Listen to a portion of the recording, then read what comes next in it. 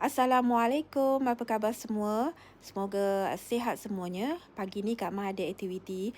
Kak Mah berjalan-jalan keliling kampung. Kak Mah nak tengok pokok getah. Memang Kak Mah lalu kawasan ni sebab kadang-kadang kita perlukan suasana hijau untuk kesihatan minda, terapi kita, kesihatan diri kita. Memang Kak Mah sukalah kawasan hijau-hijau ni, hutan-hutan ni macam ni memang menenangkan jiwa. Tengoklah ni, ini adalah pokok getah. Sambil kita jalan tengok berjoging ni, kita boleh tengok juga getah dekat kebun ni. Tengoklah ni. Ha, ni pula kita tengok lebih dekat lagi. Tu dia.